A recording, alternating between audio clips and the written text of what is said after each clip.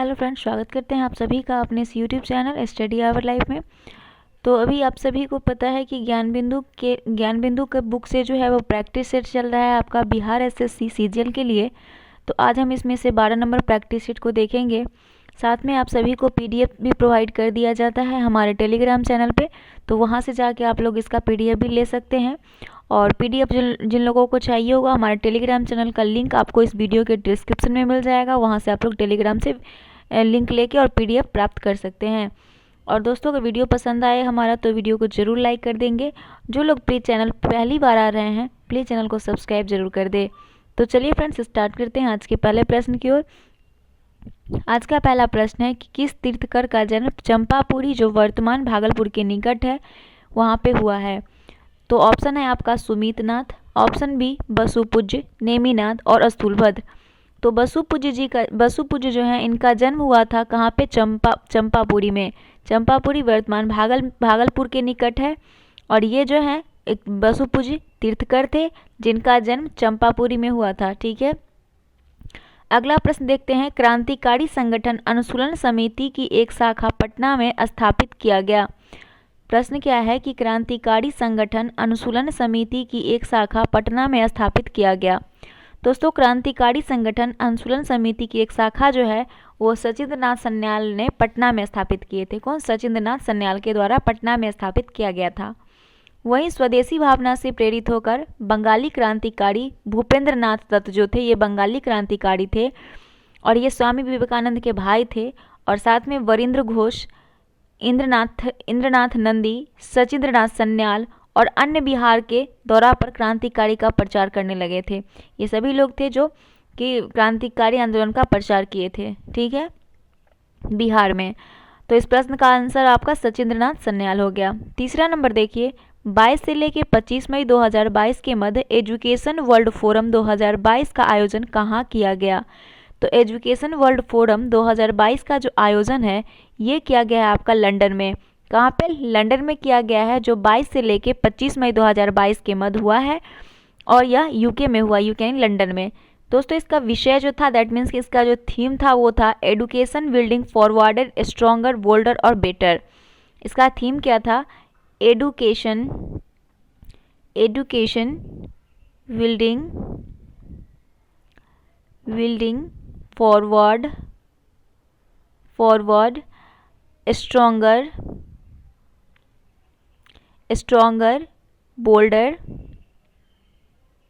Boulder और better. ठीक है, यही इसका विषय था।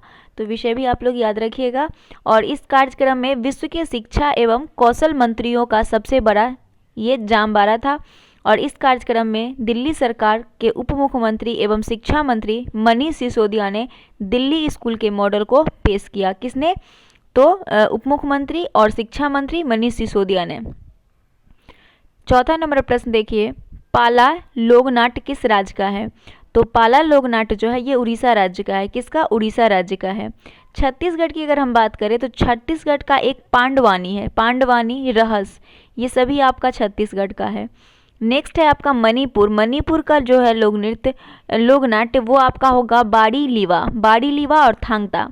उसके बाद पश्चिम बंगाल का है गंभीरा पश्चिम बंगाल का है। और इसका करेक्ट आंसर उड़ीसा हो जाएगा, पाला का। 5 नंबर देखिए, निम्नलिखित जनजातियों में से कौन सी भारत के अंडमान एवं निकोबार द्वीप समूह की मूल निवासी नहीं है। तो अंडमान निकोबार की मूल निवासी नहीं है, इसमें से ओंजे है, सेटलीज है, टाबू है, कोन्याक नहीं है। ऑप्शन नंबर इसका बी करेक्ट हो जाएगा। भारत के अंडमान निकोबार द्वीप समूह के कोन्याक मूल के निवासी नहीं है। कोन्याक जो है ये नागालैंड की जनजाति है। कहाँ की? नागालैंड की जनजाति है। अगला प्रश्न देखते हैं, नवपाषाण काल में प्रचुर मात्रा में हड्डी के उपकरण कहाँ से प्राप्त हुए हैं। तो नवपाषाण काल में जो प्रचुर मात्रा में हड्डी के उपकरण प्राप्त हुए हैं वो चिरांद से प्राप्त हुआ है। कहाँ से? चिरांद से प्राप्त हुआ है। चिरांद जो है ये बिहार में है और यहाँ से प्रचुर मात्रा में हड्डी के उपकरण पाए गए हैं, जो मुख्य रूप से हिरन के सींगों के हैं। अगर हम कोल्डिवा की बात करें, कोल्डिवा वर्तमान में प्रयागराज में है। यहाँ से चावल के प्राचीनतम साक्ष्य प्राप्त हुए हैं। और नवपाषाणिक काल स्थल में बुज्रहोम एवं गुफा कराल से अनेक गार्तावास, मृता भांड एवं हड्डी के औजार भी प्राप्त हुए हैं। अगला देखते हैं 7 नंबर, आर्थिक नियोजन एक विषय है। तो आर्थिक नियोजन एक समवर्ती सूची का विषय है। किसका? समवर्ती सूची का विषय है आर्थिक नियोजन। आर्थिक नियोजन का अर्थ होता है स्वीकृत राष्ट्रीय प्राथमिकताओं के अनुसार देश के संसाधनों का विभिन्न विकासात्मक क्रियाओं में प्रयोग करना। ये होता है आर्थिक नियोजन का अर्थ। ठीक है। 8 नंबर प्रश्न देखिए, नदियों द्वारा मिट्टी का जमाव कहलाता है। तो नदियों द्वारा मिट्टी का जमाव एलुवियल कहलाता है। एलुवियल कहलाता है। ऑप्शन नंबर ए इसका करेक्ट आंसर है। एलुवियल जो होता है उस मृदा को कहते हैं जो बहते हुए जल द्वारा बहा कर लाया जाता है और कहीं अन्य जमा किया जाता है। ठीक है। और वहन कारकों के आधार पर मिट्टी को हम लोग कई प्रकार से वर्गीकृत करते हैं, जैसे जलोढ़ निक्षेप हो गया। जलोढ़ की अगर हम बात करें तो बहते पानी के निलंबन से निक्षेप होता है जलोढ़ निक्षेप। और सरोवरी निक्षेप जो होता है वो झीलों के ताजे पानी में निलंबन से निक्षेप बनता है। उसके बाद आपका समुद्री निक्षेप होता है। ये जो होता है समुद्र के पानी में निलंबन से निक्षेप होता है। और हिमनद बर्फ के संघनन से होता है। तो ये जो है जमाव के संबंधित कुछ जो आपका मतलब कई प्रकार से जो इसे बांटा गया है, मिट्टी को वर्गीकृत किया गया है, उसको हमने देखा। तो इसका एलुवियल करेक्ट आंसर है। 9 नंबर देखिए, नाटो शिखर सम्मेलन 2022 से संबंधित निम्नलिखित कथनों पर विचार कीजिए। नाटो 20 से 30 जून 2022 के मध्य यह सम्मेलन मैड्रिड स्पेन में हुआ। वर्तमान में नाटो सदस्य देशों की संख्या 25 है। तो कथन आपको सही पता करना है। तो सबसे पहले नाटो की अगर हम बात करें तो नाटो का फुल फॉर्म होता है नॉर्थ अटलांटिक टेरिटरी ऑर्गेनाइजेशन। ठीक है। और नाटो की अगर हम बात करें दोस्तों तो इसमें जो कथन जो है वो केवल एक ही सही है। 20 से 30 जून 2022 के मध्य यह सम्मेलन मैड्रिड स्पेन में हुआ। ठीक है। और इसमें कुल 25 देश नहीं बल्कि 30 सदस्य देश हैं। कितने? 30 सदस्य देश हैं इसके वर्तमान में। और वर्तमान में इसके महासचिव कौन से हैं? तो वर्तमान में जो इसको महासचिव है वो है जेंस स्टोल्टनबर्ग। जेंस स्टोल्टनबर्ग जो है इसके वर्तमान में महासचिव है। दैट मीन्स ऑप्शन ए इसका करेक्ट आंसर है। 10 नंबर देखिए, बाल्कन प्लान किस अधिनियम से संबंधित है? तो बाल्कन प्लान की अगर हम बात करें तो ये भारतीय स्वतंत्रता अधिनियम 1947 से संबंधित है। Option number C. Balkan plan या फिर डिक्की वर्ड प्लान या फिर ईमा प्लान, इसको तीनों नाम से जाना जाता है। इसको बाल्कन प्लान भी कहते हैं, साथ में डिक्की वर्ड भी बोला जाता है और एक और नाम से जाना जाता है इस्मा। ठीक है। ये सभी प्लान के नाम से जाना जाता है। और माउंटबेटन ने भारत की आज़ादी के लिए डिक्की वर्ड प्लान तैयार किया और यह योजना जनरल सर हेस्टिंग्स, इस्मा और सर जॉर्ज एबेल एवं लॉर्ड माउंटबेटन की एक समिति द्वारा तैयार की गई थी। और यह योजना दिल्ली में प्रांतीय गवर्नरों की असंख्य के जो समूह हेस्टिंग्स इस्मा द्वारा प्रस्तुत की गई, इसीलिए इसे इस्मा योजना के नाम से भी जाना जाता है। ठीक है। 11 नंबर देखते हैं प्रश्न क्या है। 11 प्रश्न है आपका कि कांवर झील बिहार के किस जिले में है? तो कांवर झील बिहार के किस जिले में है? तो कांवर झील बिहार के बेगूसराय जिले में है। ऑप्शन नंबर डी इसका करेक्ट आंसर है। यह जो है मझौल बेगूसराय में स्थित है और यह लगभग 16 वर्ग किलोमीटर में विस्तृत है। नवंबर से दिसंबर के महीने में यहाँ प्रवासी पक्षी आते हैं और यह निमग्न वनस्पति के लिए भी प्रसिद्ध है। उसकी जैव विविधता को देखते हुए इसे सुरक्षित क्षेत्र घोषित कर दिया गया है।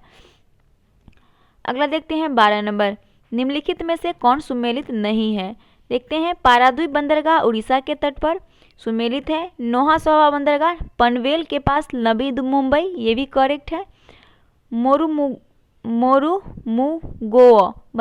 मोरुमुगो बंदरगाह कच्छ की खाड़ी गुजरात, ये जो है ना आपका जुआरी नदी के बाएं तट पर गोवा में अवस्थित है। दैट मीन्स आपका ऑप्शन सी जो है वो सुमेलित नहीं है। मोरुमुगोआओ बंदरगाह जो है ये गोवा में है और एन्नोर बंदरगाह कामगवाड़ी पोर्ट ब्लेयर तमिलनाडु, ये भी करेक्ट है। बाकी ऑप्शन सी जो है आपका सुमेलित नहीं है। 13 नंबर प्रश्न देखिए, 12 जुलाई 2022 को टाइम मैगजीन ने विश्व के 50 महानतम स्थलों की सूची 2022 जारी की है और इस सूची के संबंध में निम्न कथनों पर विचार कीजिए। पहला कथन है कि इस सूची में भारत के 2 स्थान अहमदाबाद और केरल शामिल है। तीसरा स्टेटमेंट है कि इस सूची में रास अल खैमा यानी यूएई शामिल नहीं है और सूची में अंतर्राष्ट्रीय अंतरिक्ष स्टेशन भी शामिल है। तो कथन सही देखना है दोस्तों। इसमें कथन आपका एक तो एक सही है और 3 सही है। दैट मीन इस सूची में जो है किसमें टाइम मैगनीज ने विश्व के 50 महानतम स्थलों की सूची तैयार की है, उसमें इस सूची में भारत के 2 स्थान अहमदाबाद और केरल भी शामिल है। और सूची में अंतर्राष्ट्रीय अंतरिक्ष स्टेशन भी शामिल है, यूएई इसमें शामिल जो है वो भी है। तो ये आपका सी गलत, एक जो सेकंड वाला है वो गलत हो जाएगा और 1 और 3 आपका करेक्ट ऑप्शन है। तो ए इसका करेक्ट आंसर हो गया। 14 नंबर देखते हैं। 14 नंबर क्या कह रहा है कि अरबी भाषा में लिखित किस पुस्तक में मोहम्मद बिन तुगलक के शासनकाल की राजनीतिक तथा सामाजिक स्थिति का अच्छा चित्रण किया गया। तो इस प्रश्न का आंसर ऑप्शन बी हो जाएगा, किताब उल रहला। अरबी भाषा में लिखित किताब उल रहला पुस्तक में मोहम्मद बिन तुगलक के शासनकाल की राजनीतिक और सामाजिक स्थिति का अच्छा चित्रण किया गया है। किताब उल रहला की अगर हम बात करें तो इसके लेखक जो थे वो इब्न बतूता थे और उन्होंने सन 1313 ईस्वी में भारत आया और 1342 में जो है यहाँ 1342 तक रहे थे।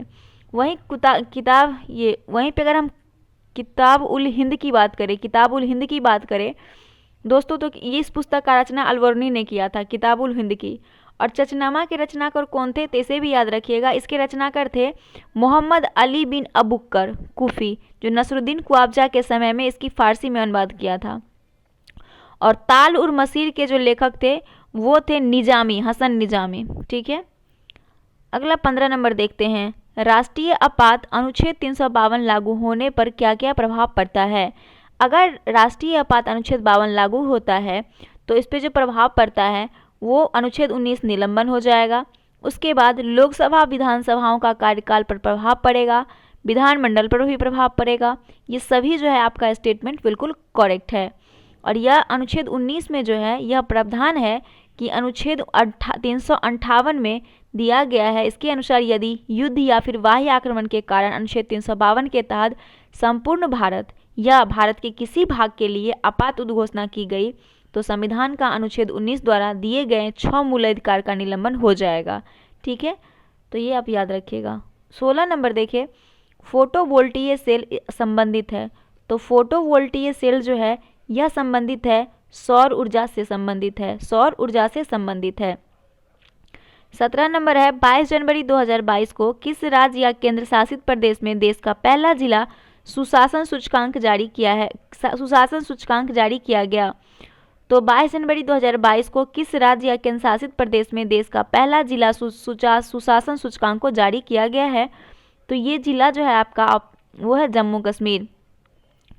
22 जनवरी 2022 को केंद्रीय गृह मंत्री और सहकारिता मंत्री अमित शाह ने वर्चुअल माध्यम से जम्मू कश्मीर में देश का पहला जिला सुशासन सूचकांक को जारी किया है। और इस सुशासन सूचकांक को जम्मू कश्मीर सरकार की सहभागिता में प्रशासनिक सुधार और लोक शिकायत विभाग ने तैयार किया है। जम्मू कश्मीर सरकार के मुख्य सचिव अरुण कुमार मेहता से प्राप्त सहयोग ने केंद्र शासित प्रदेश जम्मू और कश्मीर में शासन मॉडल की विविधता को मापने वाले सूचकांक की अवधारणा और उसके निर्माण को साकार किया है। ठीक है, अब है 18 नंबर, भारत का 25वां नाभिकीय ऊर्जा केंद्र का नाम क्या है। तो भारत का 25वां नाभिकीय ऊर्जा केंद्र जो है उसका नाम है रावत भाटा। क्या है, रावत भाटा। ऑप्शन नंबर बी इसका करेक्ट आंसर है।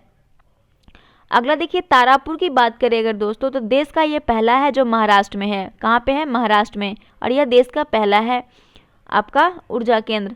उसके बाद देखिए आप ककारपाड़ा की बात करें, कैगा, एक बार कैगा को आप देख लीजिए। कैगा कहाँ है दोस्तों, कैगा कर्नाटक में है और यह देश का 20वां परमाणु बिजली घर है, 20वां। ठीक है, 25वां कौन हो जाएगा आपका, रावत भाटा। और ककारपाड़ा ये गुजरात में है। कहाँ पे है, ये गुजरात में है। 19 नंबर देखिए, संविधान का कौन सा अनुच्छेद उच्चतम न्यायालय को उसके द्वारा दिए गए निर्णय अथवा आदेश के पुनर्विलोकन हेतु अधिकृत करता है। तो ऑप्शन नंबर इसका बी करेक्ट हो जाएगा, अनुच्छेद 137। अनुच्छेद 137 जो है ये उच्चतम न्यायालय को उसके द्वारा दिए गए निर्णय आदेश के पुनर्विलोकन हेतु अधिकृत करता है। अगर अनुच्छेद 137 में सर्वोच्च न्यायालय को यह शक्ति देता है कि वह अपने निर्णय या आदेश पर पुनर्विचार करे और उन्हें वह बदल सकता है, और जिन याचिकाओं के तहत सर्वोच्च न्यायालय अपने निर्णयों का पुनर्विलोकन करता है उन्हें वह पुनर्विचार याचिका, जिसको हम लोग पुनर्विचार याचिका कहते हैं, है ना। और ऐसी याचिका का निर्णय जो है वो 30 दिनों के भीतर ही दे दी जाती है। ठीक है। 20 नंबर देखिए, थोड़ा सा बड़ा प्रश्न है, इसको हम छोटा कर लेते हैं। ठीक है। 19 दिसंबर 2021 को BBC sports personality of the year 2021 पुरस्कार विजेताओं की घोषणा की गई। पुरस्कार विजेताओं के संबंध में विकल्प में से कौन सा तथ्य सही नहीं है? पहला विकल्प है आपका कि रमा आडुकानु ने BBC sports personality of the year 2021 चुना गया। Simone Biles lifetime achievement award हेतु चुनी गई है। Rachael Blackmore world sport star चुने गए हैं। और हेलेन रोलासन अवार्ड हेतु सैम बार्लो को चुना गया है। तो इसमें से जो आपका सही हो जाएगा वो डी हो जाएगा। क्यों कह रहे हैं गलत, सही नहीं है वो ढूंढना है, तो सही आपका डी ऑप्शन हो जाएगा। हेलेन रोलासन अवार्ड हेतु सैम बार्लो को चुना गया, ये स्टेटमेंट गलत है। एक्चुअली 19 दिसंबर 2021 को BBC sports personality of the year award 2021 के पुरस्कार विजेताओं की घोषणा की गई।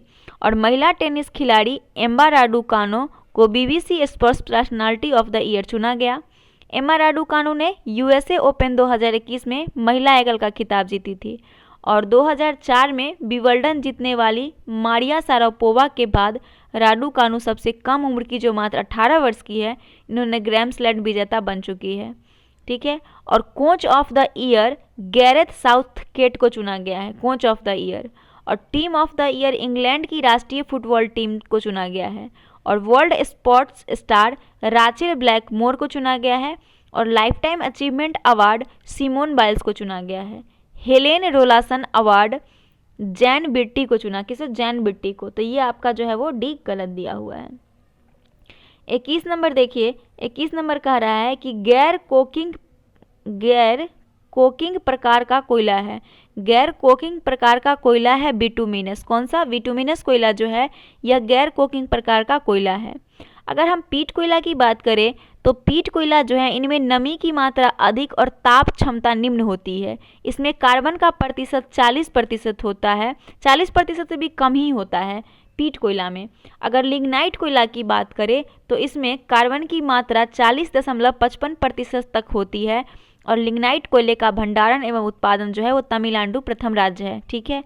और बिटुमिनस कोयला को देखेंगे अगर, तो ये भारत में पाए जाने वाला अधिकतम कोयला है। और कुल भंडार का लगभग 80% यहाँ पे है। और इसी श्रेणी का है जो कि गैर कोकिंग प्रकार है। अच्छा, एंथ्रासाइड भी देख लीजिए। एंथ्रासाइड जो है ना, यह कोयला का निर्माण के विकास क्रम की सर्वोच्च किस्म की श्रेणी में होता है इस कोयला का निर्माण। और इसकी कार्बन की जो मात्रा होती है वो 80 से 95% तक इसमें कार्बन की मात्रा पाई जाती है। और भारत में इस प्रकार का कोयला जम्मू कश्मीर के रिहायशी क्षेत्र में पाया जाता है। कौन सा कोयला? एंथ्रासाइड। 22 नंबर देखिए, द्वितीय बौद्ध संगति की अध्यक्षता किसने की थी? देखिए, पहला का तो बौद्ध संगति का जो अध्यक्षता किया था वो महाकाश्यप किया था, प्रथम का। ठीक है। सेकेंड का सवाकामी किया था। सेकेंड का कौन किया था? सवाकामी किया था। थर्ड का जो किए थे वो मोगलीपुत्र किए थे, थर्ड का। और फोर्थ का वसुमित्र किए थे।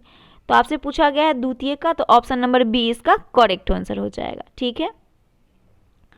अगला देखते हैं, देश का पहला चिकित्सक शहर कहाँ स्थापित किया जाएगा? तो देश का पहला मेडिकल सिटी जो स्थापित किया जाएगा, यह स्थापित किया जा रहा है आपका कहाँ पे? पुणे में। 11 मार्च 2022 को महाराष्ट्र के उप मुख्यमंत्री और वित्त मंत्री अजित पवार ने बजट भाषण के दौरान घोषणा की है कि देश का पहला चिकित्सक शहर पुणे जिले के ग्रामीण क्षेत्र में स्थापित किया जाएगा। और इस चिकित्सा शहर का नाम क्या होगा दोस्तों? इंद्रायणी मेडिसिटी होगा इसका नाम, इंद्रायणी मेडिसिटी। 24 नंबर है, सार्वजनिक या लोक उपक्रम समिति को लोकसभा का कितने सदस्य होते हैं? तो सार्वजनिक या लोकसभा उपक्रम समिति में लोकसभा का 15 सदस्य होते हैं। कितने? 15 सदस्य होते हैं। और सार्वजनिक या लोकक्रम समिति की अगर हम बात करें तो इसमें सदस्यों की संख्या 22 होती है, जिसमें से कि 15 सदस्य तो लोकसभा से और 7 राज्यसभा से अनुपातिक प्रतिनिधित्व पद्धति के माध्यम से एकल संक्रमणीय मत द्वारा चुने जाते हैं। और इसके अध्यक्ष द्वारा किया जाता है। और इस समिति का गठन पहली बार जो हुआ था दोस्तों 1964 में कृष्णन मेनन समिति के सुझाव पर किया गया था। 25 नंबर देखिए, 1857 की क्रांति निम्नलिखित में से किसे एक मित्र द्वारा धोखा मिला, ब्रिटिश द्वारा पकड़ा गया तथा मार दिया गया? तो तात्या टोपे अपने मित्र द्वारा धोखा मिला था, जिस कारण से ब्रिटिश द्वारा पकड़े गए और उन्हें मार डाला गया था। तो ऑप्शन नंबर डी इसका करेक्ट आंसर है, तात्या टोपे। ठीक है, तात्या टोपे को उनके एक विश्वसनीय मित्र मानसिंह ने धोखा दिया था। किसने? मानसिंह ने। और 1857 के विद्रोह के नायक और उनके कार्य की अगर हम बात करें तो आप लोग देख लीजिए, कुंवर सिंह जो थे ये जगदीशपुर आरा से थे, बिहार से। नाना साहब कहाँ से थे? कानपुर से थे। वक्त खां की बात करेगा दोस्तों, ये पूछा जाता है, वक्त खां वो दिल्ली से थे। और खान अब्दुल गफ्फार खां बरेली से थे। बेगम हजरत महल लखनऊ से थी और रानी लक्ष्मीबाई झांसी थी। और एक मौलवी अहमदुल्ला जो थे ये फैजाबाद से थे। तो ये सभी आपके लिए काफ़ी इम्पोर्टेंट है। 26 नंबर देखिए, गन्ना की खेती के लिए सबसे उपयोगी मिट्टी होती है। तो गन्ना की खेती के लिए सबसे उपयोगी मिट्टी जो होती है वो दोमट मिट्टी होती है। कौन सी? दोमट मिट्टी होती है। और गन्ना जो है यह एक उपोष्ण एवं कटिबंधीय फसल है। गन्ने के उत्पादन के लिए कम से कम 21 डिग्री से लेकर 27 डिग्री सेल्सियस तक टेम्परेचर और 75 से लेकर 150 वार्षिक वर्षा की आवश्यकता होती है। 27 नंबर देखिए, अकबर ने जजिया कर समाप्त कब किया? तो अकबर ने जजिया कर को समाप्त किया था 1564 में। ऑप्शन नंबर सी इसका करेक्ट आंसर है। और अकबर के कुछ महत्वपूर्ण कार्य है जो आप देख लीजिए। 1562 में उसने क्या किया था? दास प्रथा का अंत किया था। दास प्रथा का अंत 1562 में अकबर के द्वारा। उसके बाद 1563 की बात करें तो तीर्थ यात्रा कर समाप्त किया था। तीर्थ यात्रा कर समाप्त किया था 63 में। उसके बाद जजिया कर को 1564 में समाप्त किया था। ठीक है, तो ये और एक 1575 में याद रखिएगा, इबादत खाना की स्थापना करवाया था। इबादत खाना का स्थापना 1575 में करवाया था। 28 देखिए, पूंजी बाजार से आशय है। तो पूंजी बाजार से क्या आशय है? पूंजी बाजार का शेयर बाजार से है। किससे? शेयर बाजार से संबंधित है। अच्छा, सेबी का संबंध किससे आप लोग बता सकते हैं? सेबी का संबंध किस क्षेत्र से है? कमेंट करके आप लोग जरूर बताएंगे। अगला देखिए, ज्वार में लगने वाले रोग हैं। तो ज्वार में लगने वाले रोग की बात करें तो ऑप्शन में इसमें कंडुआ दिया हुआ, कंडुआ इसका करेक्ट आंसर हो जाएगा। ठीक है, गेहूं में अगर देखा जाए तो गेहूं में भी अनावृत कंडुआ होता है। सेहू और रस्ट, गेरऊ, रतुआ, ये सभी सेहू होता है गेहूं में। ठीक है, गेहूं में। धान में देखा जाए अगर, धान में तो खैरा होता है। मक्का में तुलसीता रोग होता है और मूंगफली में टिक्का या फिर ट्राइस्ट रोग होता है। ठीक है, 30 देखिए, इंडियन एसोसिएशन की स्थापना कब हुई थी? तो इंडियन एसोसिएशन की स्थापना जो है वो सुरेंद्र नाथ बनर्जी और आनंद मोहन बोस के द्वारा 1876 में किया गया था। दो व्यक्ति इससे संबंधित थे, सुरेंद्र नाथ बनर्जी और एक याद रखिएगा आनंद मोहन बोस। और इस संगठन द्वारा पहली बार सिविल सर्विसेज की उम्र सीमा कम करने का विरोध पूरे भारत में किया गया था। और इंडियन लिंक की स्थापना दोस्तों 1875 में होती है। इंडियन लिंक की स्थापना जो शिशिर कुमार घोष के द्वारा किया गया था। ठीक है, 31 नंबर देखिए, संविधान किस अनुच्छेद में व्यवस्था की गई कि प्रत्येक राज्य शिक्षा के प्राथमिक स्तर पर मातृभाषा में शिक्षा की पर्याप्त सुविधाओं की व्यवस्था करने का प्रयोग करेगा? दोस्तों इस प्रश्न का आंसर अनुच्छेद 350 का क हो जाएगा। अनुच्छेद 350 के क में यह व्यवस्था की गई है कि प्रत्येक राज्य प्राथमिक स्तर पर मातृभाषा में शिक्षा की पर्याप्त सुविधाओं की व्यवस्था करने का प्रयोग करेगा। अच्छा, अनुच्छेद 350 में क्या है? तो इसमें है शिकायत निवारण के लिए अभ्यावेदन की प्रयुक्त भाषा। शिकायत निवारण के लिए क में आपने देख लिया, 350 के ख में दिया है कि भाषाई अल्पसंख्यकों के लिए विशेष पदाधिकारी। भाषाई अल्पसंख्यकों के लिए विशेष पदाधिकारी 350 के ख में है। 351 में क्या है? तो 351 में है कि हिंदी भाषा के विकास के लिए निवेश। ठीक है, अगला देखते हैं 32 नंबर। अगस्त 2022 को राकेश झुनझुनवाला का निधन हो गया, उनके संबंधित निम्न कथनों पर विचार कीजिए। राकेश झुनझुनवाला, इनकी अगर हम बात करें दोस्तों तो इनके बारे में अगर ऑप्शन देखा जाए दिया है कि वह एक प्रसिद्ध शेयर बाजार के निवेशक थे। उनके व्यापारिक उपक्रमों में भारत के नई बजट एयरलाइंस आकाश एयर शामिल भी है। कौन सा कथन सही है? दोस्तों इस प्रश्न का आंसर आपका हो जाएगा ऑप्शन नंबर सी। 1 और 2 दोनों स्टेटमेंट जो है वो बिल्कुल सही है। राकेश झुनझुनवाला ये प्रसिद्ध शेयर बाजार निवेशक एवं कारोबारी थे। भारत के वॉरेन बफेट के रूप में ये प्रसिद्ध थे और ये 14 अगस्त 2022 को इनकी मृत्यु हो गई है, इसलिए चर्चा के विषय बने हैं। जो मात्र 62 वर्ष के थे। उन्होंने कॉलेज के समय में ही 5,000 रुपये की पूंजी से शेयर बाजार के कारोबार में कदम रखा था और उनके व्यापारिक उपक्रमों में भारत की नई बजट एयरलाइंस आकाशा एयरवी शामिल है और इस कंपनी ने अगस्त 2022 में ही मुंबई से अहमदाबाद की उड़ान के साथ अपना वाणिज्यिक संचालन प्रारंभ किया था, आकाशा। ठीक है, तो दोनों आपका सही है। 33 देखिए, कुर्जापट्टी क्या है? तो कुर्जापट्टी आपातकालीन कर है, आपातकालीन कर है। चौथ भू राजस्व का 1/3 था जो मराठों के उस क्षेत्र पर आक्रमण नहीं करने के लिए दिया जाता था।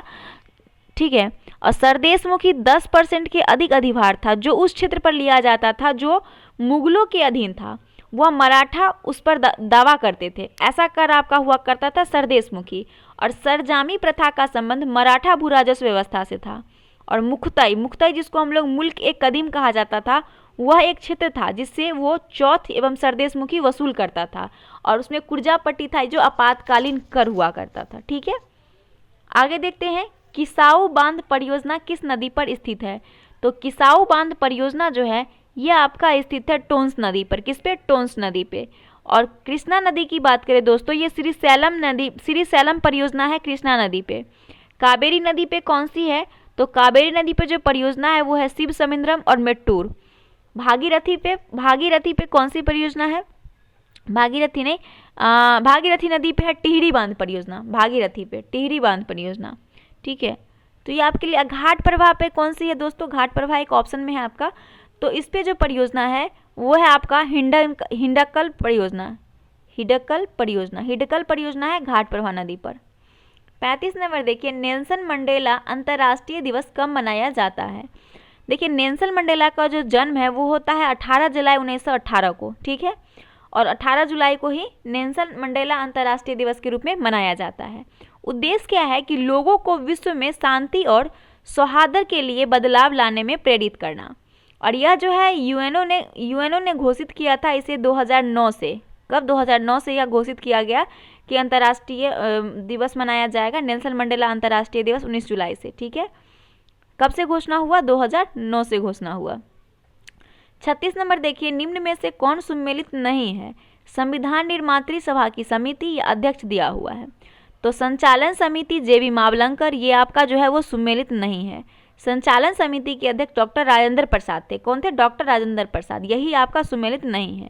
बाकी प्रांतीय संविधान समिति सरदार पटेल हैं, प्रारूप समिति डॉक्टर VR अम्बेडकर है और संघीय शक्ति संबंधी समिति जवाहरलाल नेहरू है। बाकी आपका सभी सही है।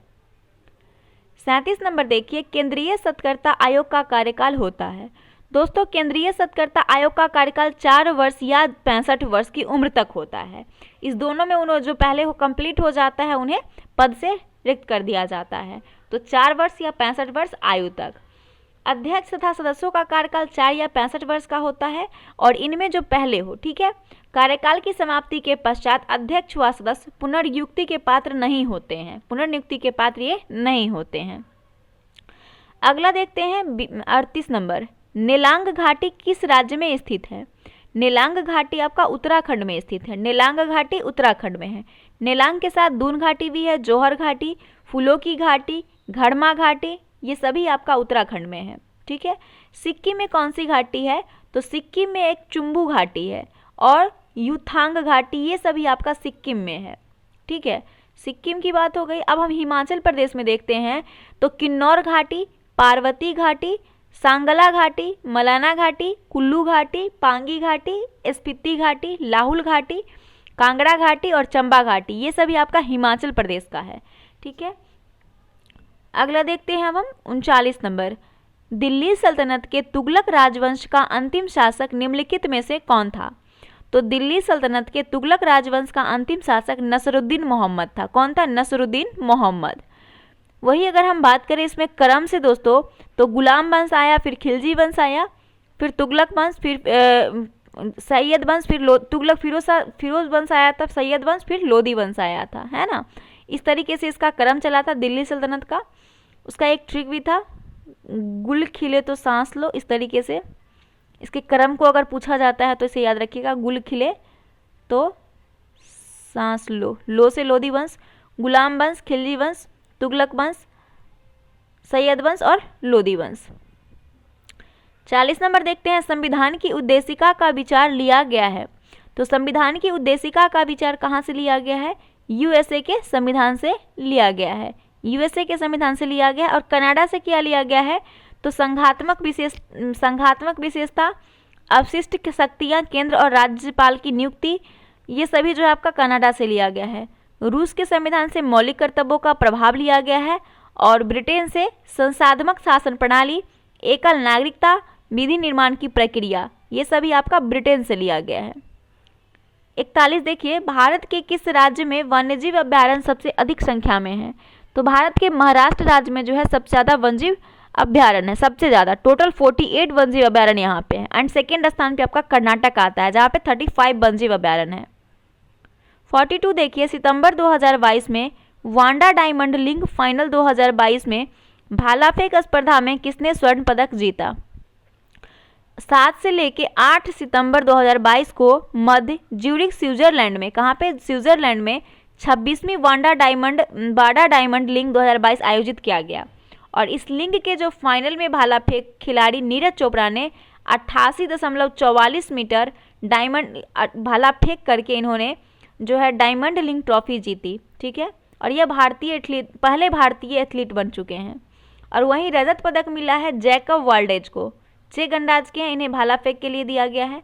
और कांस्य पदक मिला है जूलियन वेबर जो जर्मनी के हैं, इनको भी भाला फेंक में ही दिया गया है। तो नीरज चोपड़ा इसका करेक्ट आंसर हो जाएगा। 43 नंबर देखिए, पूर्व मीमांस के प्रवर्तक कौन है? तो पूर्व मीमांस के प्रवर्तक जो है वो कौन हो जाएंगे? तो वो हैं आपके जैमिनी। कौन है? जैमिनी।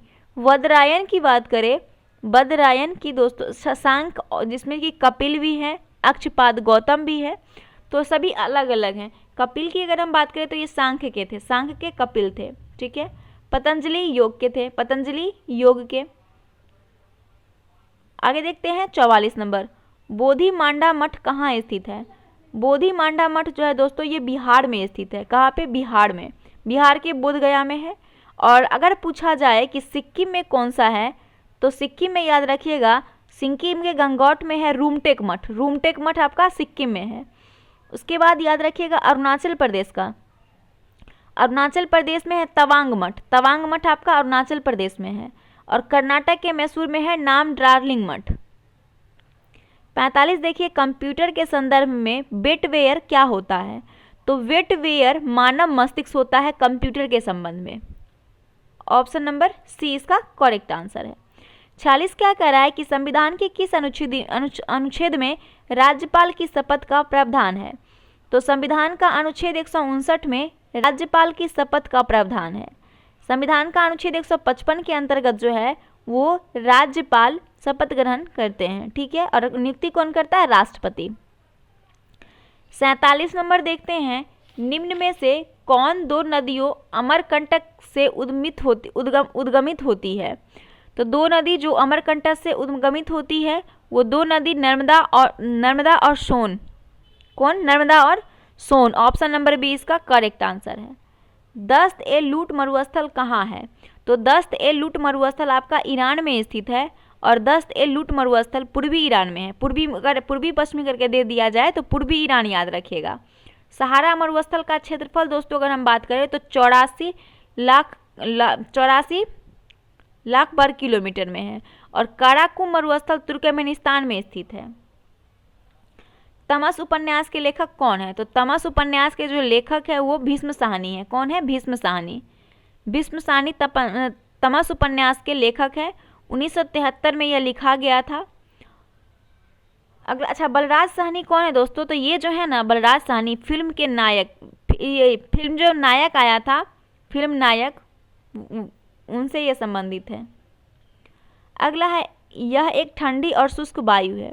इसमें से कौन सी वायु जो है वो ठंडी और शुष्क है? तो बोरा। बोरा एक ठंडी और शुष्क वायु है।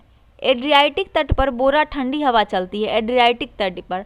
अगर हम टॉर्नेडो की बात करें तो ये अल्पकालिक भयंकर तूफान है जिसकी गति 325 किलोमीटर प्रति घंटा होती है। हरिकेन की बात करें तो यह अटलांटिक महासागर में उठने वाली और पश्चिमी द्वीप समूह के चारों ओर चलने वाली भयंकर चक्रवाती तूफान है हरिकेन। और साइक्लोन क्या है? तो साइक्लोन भी एक तूफानी है दोस्तों, साइक्लोन। ठीक है, साइक्लोन भी आपका एक तूफान ही है। आगे देखते हैं। अच्छा, सिराफो का नाम आप लोग सुने हैं, सिराफो। सिराफो जो है ये अरब रेगिस्तान से बहने वाली गर्म एवं शुष्क हवा है, सिराफो। 51 नंबर देखते हैं। वृद्धि हार्मोन स्रावित होता है, तो वृद्धि हार्मोन जो है वो पिट्यूटरी से स्रावित होता है। किससे? पिट्यूटरी से। इसे ग्रोथ हार्मोन भी कहते हैं, ठीक है। अगला देखते हैं, एलिसा परीक्षण किसके लिए निर्देशित है? तो एलिसा परीक्षण जो है एड्स का पता लगाने के लिए किया जाता है, एड्स का पता लगाने के लिए। नेक्स्ट है, स्पिलिंग सिकनेस रोग का कारक रोगाणु क्या है? तो स्पिलिंग सिकनेस रोग का कारक रोगाणु जो है वो हो जाएगा आपका प्रोटोजोआ। क्या होगा? प्रोटोजोआ। ऑप्शन नंबर डी इसका करेक्ट आंसर है। स्पिलिंग सिकनेस का कारक रोगाणु ट्रैपोनोसोमा बुरशाई नामक प्रोटोजोआ है। इसका क्या नाम है? ट्रैपोनोसोमा बुरशाई नामक प्रोटोजोआ है। आइसोबार किसे कहते हैं? बहुत बार ये प्रश्न पूछा जाता है।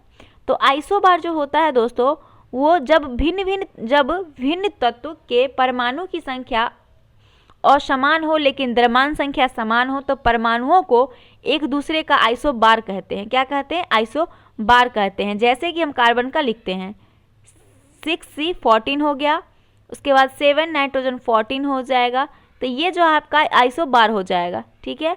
ऑप्शन नंबर इसका सी जो है वो बिल्कुल करेक्ट है। एल्युमिनियम को जंग से बचाने के लिए इसकी सतह पर एल्युमिनियम ऑक्साइड की एक मोटी परत का निर्माण प्रक्रिया क्या कहलाती है? तो इस प्रश्न को एनोडीकरण कहेंगे। क्या कहेंगे? एनोडीकरण कहा जाता है। एल्युमिनियम को जंग से बचाने के लिए सतह पर एल्युमिनियम ऑक्साइड की एक मोटी परत का निर्माण प्रक्रिया जो होता है उसको एनोडीकरण कहते हैं। 56 देखिए, 1200 वाट की विद्युत की केतली में 20 डिग्री सेल्सियस पर 1 किलोग्राम जल है। यदि केतली का जल तुल्यांक 500 ग्राम हो तो जल को 100 डिग्री सेल्सियस तक गर्म करने में कितने यूनिट विद्युत व्यय होंगे? दोस्तों इस प्रश्न का आंसर 1200 हो जाएगा, 1200 कहते हैं। इस प्रश्न का आंसर आपका 0.14 यूनिट हो जाएगा। कितना? 0.14 यूनिट। ऑप्शन नंबर बी इसका करेक्ट आंसर है। 57 नंबर देखिए, निम्न में से कौन सा उदासीन तत्व का उदाहरण नहीं है? तो लिथियम जो है ये उदासीन तत्व का उदाहरण नहीं है क्योंकि यह एक धातु है, ठीक है। यदि लेंस की क्षमता 1D है यानी 1 डायऑप्टर है तो उसकी फोकस दूरी एवं लेंस की प्रकृति है। तो मान लीजिए कि अगर किसी लेंस की क्षमता 1 डायऑप्टर है तो उसकी फोकस दूरी 1 मीटर होती है और वह लेंस जो होता है वो उत्तल लेंस होता है। कौन सा लेंस होता है? उत्तल लेंस होता है। निम्नलिखित में से कौन सा फसली पौधे के लिए प्रयुक्त सूक्ष्म पोषक तत्व है? दोस्तों इस प्रश्न का आंसर आपका ऑप्शन डी हो जाएगा, आयरन। आयरन जो है वो फसली पौधे के लिए प्रयुक्त सूक्ष्म पोषक तत्व है। और पौधों के रचना में सर्वाधिक योगदान कार्बन तत्व का होता है। किसका? कार्बन तत्व का होता है। 60 में क्या दिया है कि क्लोरीन अणु में निम्न में से कौन सा बंधन उपस्थित रहता है? तो क्लोरीन अणु में जो बंधन होता है वो एकल सहसंयोजी बंधन होता है। एकल सहसंयोजी बंधन होता है। 61 है कि श्रृंखला में 4 प्रतिरोध जिसमें से प्रत्येक 1/4 ओम का है, उपयोग करते हुए अधिकतम कितना प्रतिरोध बनाया जा सकता है? तो इसमें जो प्रतिरोध बनेगा दोस्तों वो 1 ओम बनेगा। कितना? 1 ओम बनेगा।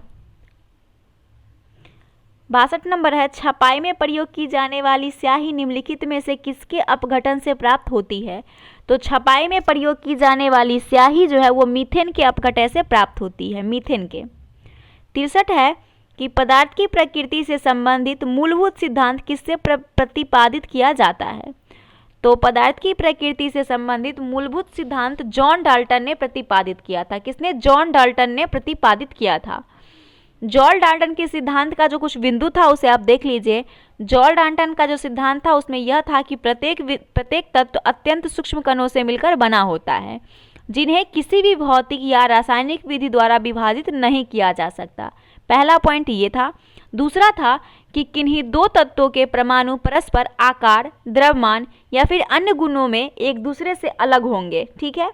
और तीसरा पॉइंट था कि एक तरह से समस्त परमाणु का आकार, द्रव्यमान और अन्य गुणों का समान होता है।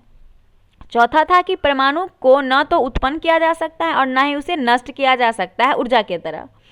और पांचवा पॉइंट था कि परमाणु के कुछ परमाणु परस्पर संयोजित होकर यौगिक या अणु का निर्माण करते हैं। तो ये कुछ जो डाल्टन का सिद्धांत था उसका ये मूल बिंदु था। तो ऑप्शन इसका बी करेक्ट है। 64 क्या कह रहा है कि विद्युत चालन करने वाले अधिकांश द्रवों, अम्लों, क्षारकों और डैश का विलयन होता है। दोस्तों इस प्रश्न का आंसर आपका ऑप्शन सी हो जाएगा, वो लवणों का विलयन होता है। किसका? लवण का विलयन होता है। विद्युत चालन करने वाले अधिकांश द्रव, अम्ल, क्षारकों और लवणों के विलयन होते हैं। विद्युत चालन प्रायः चालकों में होता है। ठीक है, किसमें? चालकों में होता है। 60 देखिए 65 का क्या दे रहा है, निमोनिया का कारक रोगाणु कौन है? तो निमोनिया का कारक रोगाणु का जो नाम होता है उसका नाम है डिप्लोकोकस न्यूमोनी जीवाणु। जीवाणु होता है और इसका नाम याद रखिएगा डिप्लोकोकस न्यूमोनी जीवाणु, ये इस जीवाणु का नाम है। ठीक है, अगला देखते हैं 66 नंबर। निम्नलिखित में से कौन सा तत्व एक बहुमुखी तत्व है जो सभी सजीवों और हमारे द्वारा उपयोग की जाने वाली कई चीजों का आधार बनता है? दोस्तों इस प्रश्न का आंसर आपका ऑप्शन ए हो जाएगा, कार्बन। कार्बन एक बहुमुखी तत्व है जो सभी सजीवों और हमारे द्वारा उपयोग की जाने वाली कई चीजों का आधार बनाता है। कार्बन में कैटिनेशन गुण पाया जाता है जिसके कारण यह अनेक यौगिक का निर्माण करता है। ठीक है, 67 नंबर है कि समतल दर्पण द्वारा बनाने वाले जिस प्रतिबिंब को पर्दे पर प्राप्त नहीं किया जा सकता उसे क्या कहते हैं? तो समतल दर्पण के द्वारा जो प्रतिबिंब बनता है जिसे हम लोग पर्दे पर प्राप्त नहीं कर सकते हैं उसके बारे में अगर हम बात करें तो वह आभासी प्रतिबिंब होगा। क्या होगा? आभासी प्रतिबिंब होगा। ठीक है, और समतल दर्पण द्वारा जो बना हुआ प्रतिबिंब होता है उसका गुण होता है कि वो आभासी होगा, सीधा होगा और दर्पण के उतना ही पीछे बनता है वो जितना सामने वस्तु रखता है, और यह वस्तु के आकार के बराबर होता है और इसका जो आवर्धन क्षमता होता है वो +1 होता है। क्या होता है? +1 होता है। 68 नंबर देखिए, थैलेसेमिया रोग से संबंधित निम्न में से सही तथ्य चुनें। थैलेसेमिया रोग, ये हीमोग्लोबिन की असामान्यता होती है। थैलेसेमिया रोग रुधिर दाब यानी कि ब्लड प्रेशर का नियंत्रण करता है। तो हमारे ब्लड प्रेशर का जो नियंत्रण करता है वो एड्रिनल ग्रंथि करती है। कौन? एड्रिनल ग्रंथि। Option number A, option number A इसका करेक्ट आंसर है। एड्रिनल मेडुला द्वारा एड्रेनालिन हार्मोन स्रावित होता है और इसे इमरजेंसी हार्मोन भी कहते हैं, इमरजेंसी हार्मोन। 70 नंबर प्रश्न है, इष्ट निम्न में से क्या होता है? तो इष्ट जो होता है दोस्तों ये यूकैरियोटिक होता है। क्या होता है? यूकैरियोटिक होता है। और इस यूकैरियोटिक कोशिका में दोहरी झिल्ली का आवरण केंद्रक आवरण से घिरा केंद्रक पाया जाता है जिसमें डीएनए व हिस्टोन प्रोटीन पाई जाती है। और प्रोकैरियोटिक कोशिका में हिस्टोन प्रोटीन नहीं होता है, इसमें केवल डीएनए गुणसूत्र के रूप में कार्य करता है। 71 नंबर है कि कोशिका के किस भाग में भोजन का ऊर्जा में परिवर्तन होता है? तो माइटोकॉन्ड्रिया होता है दोस्तों, जिसे कि powerhouse of the cell भी कहते हैं। माइटोकॉन्ड्रिया में भोजन का ऊर्जा में परिवर्तन होता है और यह पौधा एवं एनिमल सेल में पाया जाता है, ये दोनों सेल में पाया जाता है। और यह ऊर्जा जो है एटीपी, जिसको हम लोग एडिनोसिन ट्राइसल्फेट बोलते हैं, के रूप में होता है। इसे एनर्जी करेंसी भी कहते हैं, इसे एनर्जी करेंसी भी कहते हैं एटीपी को। मोटर वाहनों में पीछे का दृश्य देखने हेतु दोस्तों, मोटर के वाहनों में जो पीछे की वस्तुओं को देखने के लिए दर्पण का यूज किया जाता है वो दर्पण उत्तल दर्पण लगा होता है। कौन सा? उत्तल दर्पण होता है। और उत्तल दर्पण दृश्य क्षेत्र बहुत बड़ा होता है और इससे चालक पीछे से आ रहे ट्रैफिक एवं पीछे के विस्तृत क्षेत्र को देख सकता है। 73 नंबर है, लवक यानी कि लवक कितने प्रकार के होते हैं? प्लास्टिड, ये लवक जो होते हैं दोस्तों 3 प्रकार के होते हैं लवक, और लवक अधिकांशतः पादप कोशिका में पाए जाते हैं। तो ऑप्शन नंबर इसका कौन कौन लवक होता है? वर्णी लवक होता है, अवर्णी लवक होता है और हरित लवक होता है। वर्णी लवक जो होता है ये पौधे को हरे भागों को छोड़कर अन्य सभी भागों में पाया जाता है, जो पौधे को रंग प्रदान करता है, जैसे फूल का रंग, गाजर का रंग, ये सब वर्णी लवक होता है। और अवर्णी लवक जो होता है ये भोजन संग्रहित करता है। और हरित लवक जो होता है यह हरे रंग का लवक है जो प्रकाश संश्लेषण में सहायता करता है। 74 क्या है कि जब अंतरिक्ष यान से पृथ्वी का परिक्रमण किया जाता है तो भारहीनता क्यों महसूस होती है? तो जब अंतरिक्ष यान से पृथ्वी का परिक्रमण किया जाता है तो भारहीनता शून्य गुरुत्वाकर्षण के कारण महसूस होता है। किसके कारण? गुरुत्वाकर्षण के कारण, शून्य गुरुत्वाकर्षण के कारण। अगला प्रश्न देखते हैं 75। भारी जल एक प्रकार का है। तो भारी जल एक प्रकार का D2O, जिसको हम लोग लिखते हैं D2O, यह एक प्रकार का परमाणु संयंत्रों में मंदक के रूप में किया जाता है क्योंकि यह न्यूट्रॉनों की गति को धीमा करता है। तो इस प्रश्न का आंसर आपका ऑप्शन बी हो जाएगा। ठीक है, अब आता है आपका मैथ और रीजनिंग। इसका हम आंसर बता देते हैं, एक्सप्लेनेशन आपको हमारे टेलीग्राम चैनल पे मिल जाएगा कल। ठीक है, तो चलिए देखते हैं। 76 नंबर प्रश्न का आंसर सी हो जाएगा, 77 का ए एंड 78 का बी, 79 का ए हो जाएगा। ठीक है, 80 नंबर देखिए, 80 नंबर प्रश्न का आंसर ए हो जाएगा और 81 का आपका डी हो जाएगा। आंसर इधर नीचे दिया हुआ है। अब 82 का देख लीजिए, 82 का आंसर क्या हो जाएगा, 82 का आपका डी हो जाएगा, 83 का ए हो जाएगा और 84 का डी हो जाएगा, सॉरी डी हो जाएगा यहाँ पे, 84 का डी, 85 का जो हो जाएगा वो सी हो जाएगा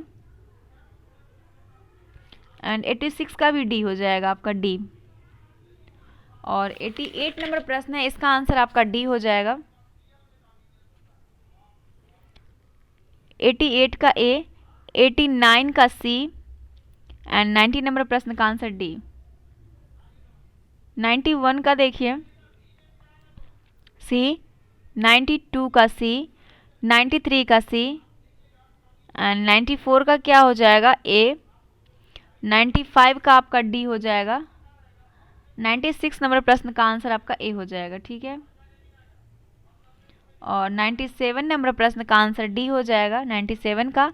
98 का क्या होगा, 98 का ए हो जाएगा, 99 का भी ए हो जाएगा और 100 नंबर प्रश्न का आंसर ए हो जाएगा। ठीक है, 101 यहाँ से दोस्तों आपका रीजनिंग स्टार्ट हो जा रहा है, तो रीजनिंग का भी देख लीजिए, आंसर डी है, 102 का डी है, 103 का आपका सी हो जाएगा एंड 104 नीचे आते हैं, 104 का सी हो जाएगा। ठीक है, आगे आइए, 105 बी, 106 का हो जाएगा सी, 107 का डी, 108 का सी, 109 का क्या हो जाएगा, 109 का बी हो जाएगा दोस्तों और 110 का डी हो जाएगा।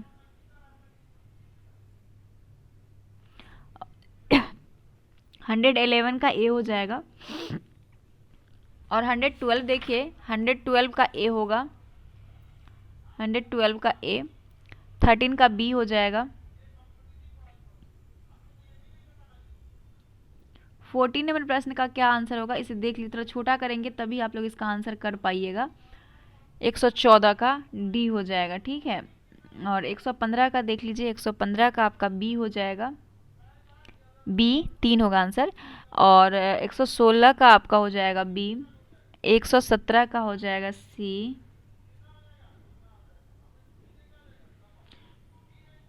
118 का हो जाएगा आपका 118 का डी,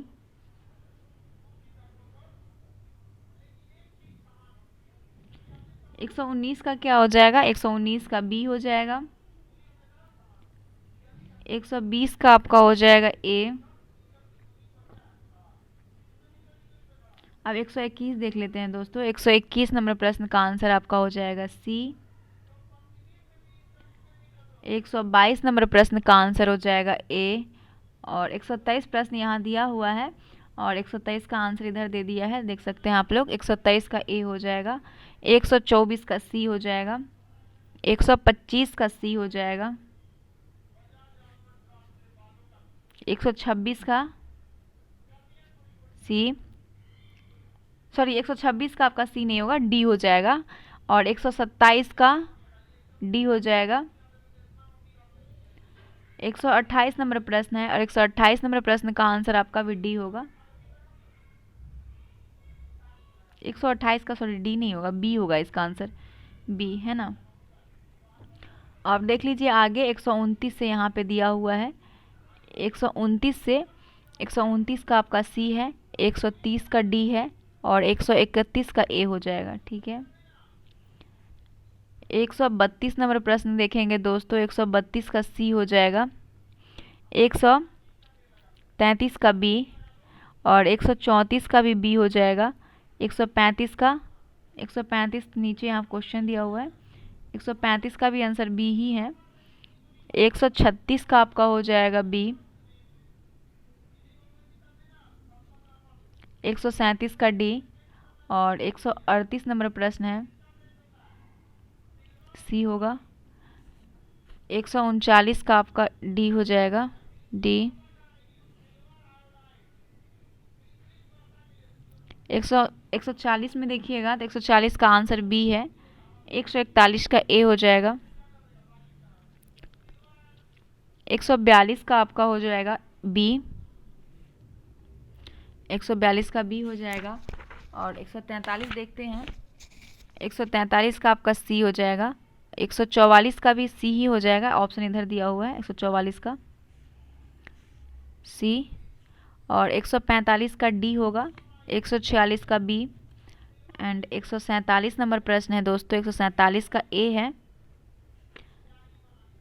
और 148 नंबर है इसका, डी हो जाएगा 148 का। 149 का आपका हो जाएगा ए और 150 का हो जाएगा डी। ठीक है, तो ये आपका 150 प्रश्न था। उम्मीद करते हैं आज आपको अच्छा लगा होगा। अगर अच्छा लगा तो प्लीज़ ज़रूर लाइक कीजिएगा। चैनल पे जो लोग नए हैं चैनल को सब्सक्राइब कर ले। मिलते हैं नेक्स्ट प्रैक्टिस सेट के साथ, तब तक के लिए जय हिंद, जय भारत और आप सभी को दिल से धन्यवाद।